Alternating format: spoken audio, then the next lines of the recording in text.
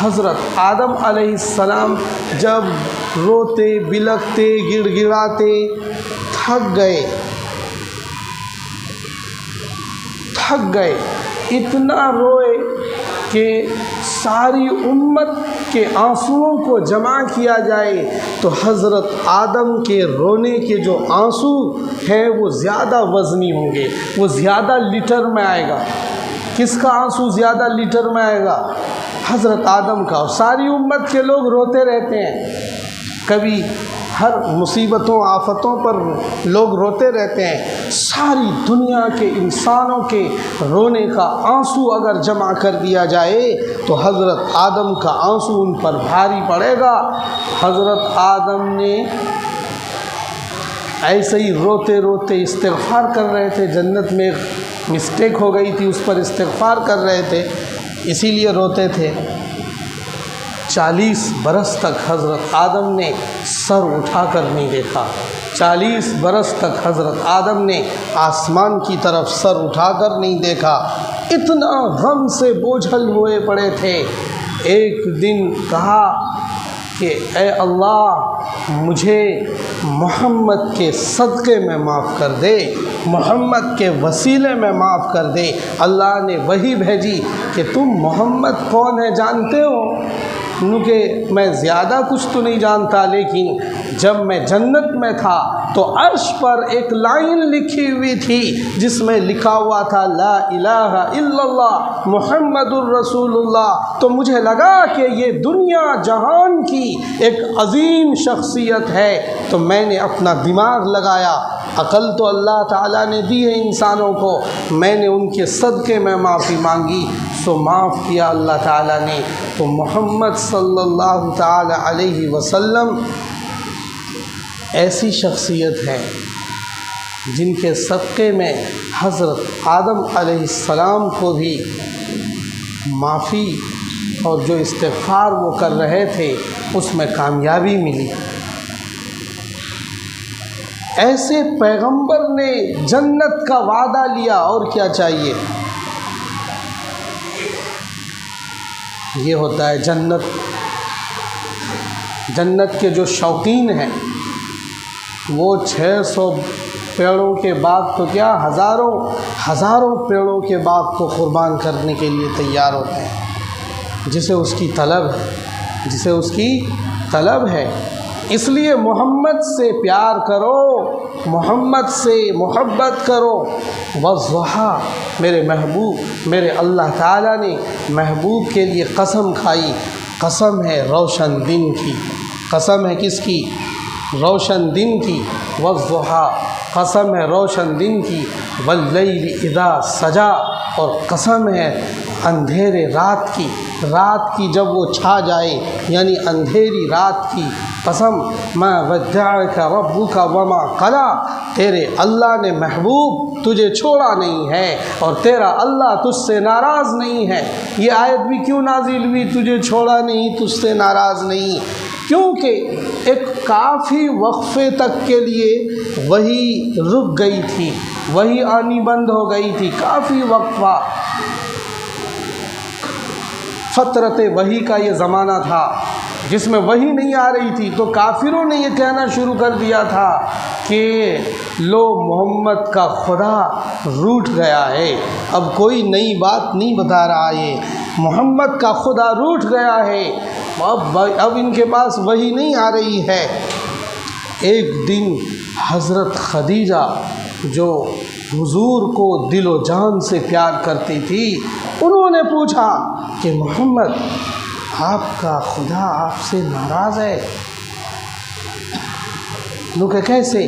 کیونکہ لوگ کہتے ہیں اس خدیجہ کے اس جملے نے پیغمبر کے کلیجے کو مٹھی میں لا دیا اور پیغمبر کا دل دماغ جھنجھلا گیا اور عجیب و غریب حالت ہو گئی، اور فوراً جبریل امین ہانپتے کانپتے تشریف لائے اور آیت نازل ہوئی والضحیٰ واللیل اذا سجا ما ودعک ربک وما قلا، کہ محبوب تیرے رب نے تجھے چھوڑا نہیں ہے اور تجھ سے ناراض نہیں ہے، وللآخرۃ خیر لک من الاولی، اور آخرت دنیا سے بہتر ہے، اور آخرت ولسوف یعطیک ربک فترضی، اور آپ کا رب آپ سے راضی ہے، آپ کا رب آپ سے راضی ہے اور آپ بھی آپ اپنے رب سے راضی ہیں۔ الم یجدک یتیما فآویٰ، بتاؤ محمد آپ کا اللہ آپ سے کیسے ناراض ہو سکتا ہے؟ کیا آپ کو اللہ نے یتیم نہیں پایا؟ آپ کو یتیم پایا۔ یتیم کو کون پوچھتا ہے؟ جس کا گھر نہیں، جس کا مکان نہیں، جس کا سسٹم نہیں، جس کا کوئی نگراں نہیں۔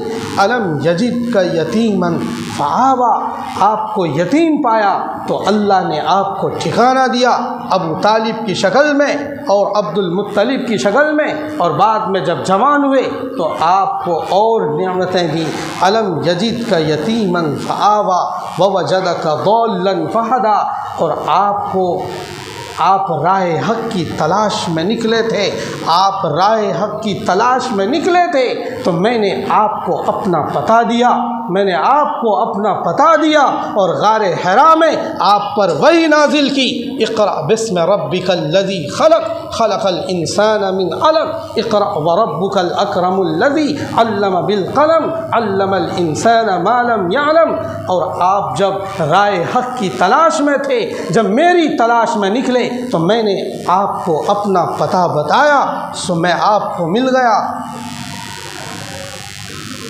وَوَجَدَكَ عَائِلًا فَأَغْنَىٰ، اور آپ کی حالت کمزور پائی، آپ کے پاس کچھ بھی نہیں تھا، آپ کے پاس کچھ بھی نہیں تھا۔ اللہ تعالیٰ نے، میں نے آپ کا نکاح حضرت خدیجہ سے کرا کر آپ کو مکے کے رئیسوں کی فہرست میں شامل کر دیا، اور مکے کی سردار خاتون کا سارا مال اور اس کی ساری دولت آپ کے قدموں میں نچھاور کر دیا۔ وَوَجَدَكَ عَائِلًا فَأَغْنَىٰ، آپ تنگ حال تھے، تنگی کے حالت میں آپ کو پایا، میں نے آپ کو فراوانی بخشی، مالدار کر دیا۔ یہ ایسا کرنے والا کوئی ناراض ہوتا ہے؟ ایسا اللہ کہہ رہے محبوب ہم آپ سے ناراض نہیں ہیں۔ جس سے اللہ پیار کرتا ہو اس سے ہم تم کیوں نہیں پیار کریں گے؟ ہماری کامیابی اس میں ہے کہ ہم کس سے پیار کریں؟ اللہ تعالیٰ کے محبوب پیغمبر حضرت محمد صلی اللہ علیہ وسلم سے پیار کریں۔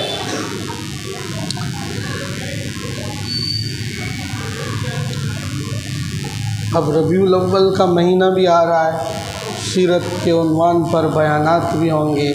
محبوب کے بارے میں 2-3 باتیں آئی ہیں، بہت ساری باتیں ہیں، آپ کی ولادت، آپ کی جوانی، آپ کی پیغمبری، اور پھر مکے کی حالت، مدینے کی زندگی، مکی زندگی، جنگوں میں آپ کا وقت گزرنا، یہ ساری چیزیں رسول کے بارے میں جاننے کی ہیں، جس پر گفتگو ہوگی انشاءاللہ۔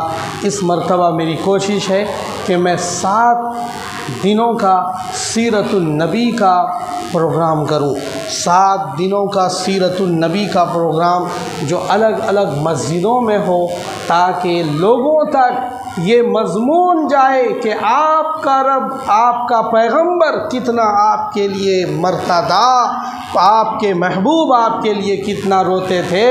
آپ محبوب کی امت ہو، جب سارے لوگ قیامت کے میدان میں، میدان محشر میں نفسی نفسی کے عالم میں ہوں گے، تب تم اپنے پیغمبر کے ساتھ ایک اونچے ٹیلے پر ہوگے۔ تمہارا یہ اعزاز ہے، تم اپنے محبوب پیغمبر کی امت میں پیدا ہوئے ہو۔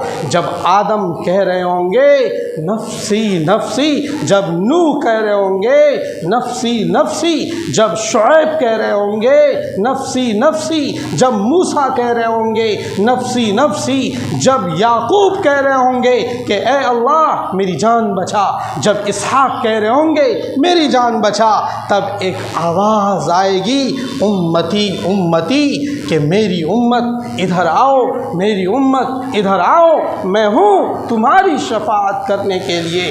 اس جیسے عظیم المرتبت اور دنیا کے سب سے بڑے پیغمبر حضرت محمد صلی اللہ علیہ وسلم کی زندگی کو جاننے کے لیے 7 مسجدوں میں 7 روزہ پروگرام، بعد نماز مغرب تا عشاء، اس کا پوری ترتیب بنی نہیں ہے، بنائیں گے انشاءاللہ۔ 12 ربیع الاول کو اس کا اینڈ ہوگا، آخری پروگرام۔ تو بہرحال اس تعلق سے ہمیں پڑھنا بھی چاہیے، پڑھے لکھے لوگوں کو سیرت پڑھنی چاہیے۔ موبائل رات دن دیکھتے ہیں، کم سے کم سیرت کے بارے میں سنو، موبائل میں سیرت کے بارے میں گوگل پر سرچ مار کر دیکھو کیا ہے کیا نہیں۔ بس ایسے ہی انسٹ چیزیں آج کل سب لوگ جوان کے چکر میں لگے ہوئے ہیں۔